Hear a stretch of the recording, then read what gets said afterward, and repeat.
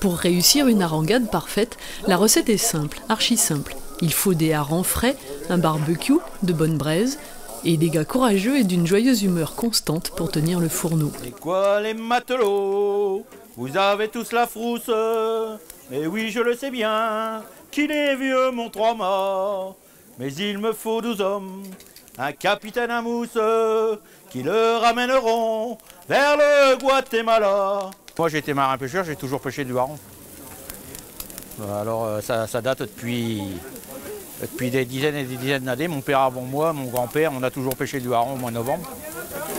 Et maintenant, à la retraite, on s'occupe un peu de l'association.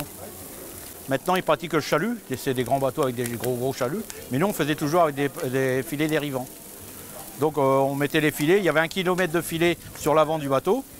Et on laissait, ce qu'on appelait l'OD, on laissait dériver avec le courant pendant 5-6 heures. Et après, on remontait les filets à la main. Ah, c'était... Alors, il y a des moments, il n'y en avait pas beaucoup. Et il y a des moments, il y en avait vraiment... sur un petit bateau, on arrivait à empêcher 10 tonnes. Ah, bonjour à tous. Hein. Bonjour. Ah, c'était...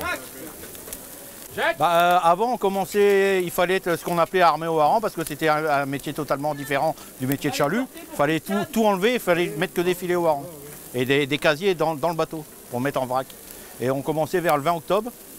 Et il y a certaines saisons de hareng, on a fini le 20 décembre. Alors, après, on allait plus sur Dieppe, Saint-Valery-en-Caux. Une fois qu'on avait fini la saison du hareng, on passait l'hiver au chaud, quoi. Les petits bateaux, on n'allait pas en mer l'hiver. Donc il ne fallait pas louper sa saison pour bien vivre l'hiver. Alors en arrivant jeudi soir, c'était absolument désert. Donc je pensais que j'étais dans une station balnéaire qui ne s'animait que l'été. Et finalement, après 1 jour et demi à Cailleux, je vois qu'il se passe plein de choses.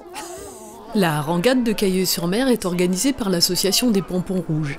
Elle attire des gens d'ici, heureux de se retrouver autour d'une assiette copieuse, et des gens d'ailleurs, curieux de partager cette joyeuse tradition. On y trouve du hareng grillé, celui qui cuisait dehors, et du hareng mariné préparé par les bénévoles de l'association selon des recettes traditionnelles.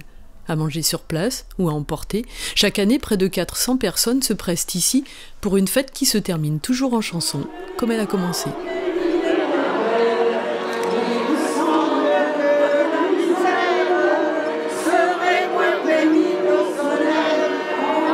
À raison de 2 poissons par convive, les quantités cuites tout au long de cette journée sont impressionnantes. 180 kg de grillé, il y a autant de marinés à l'intérieur. Donc ouais.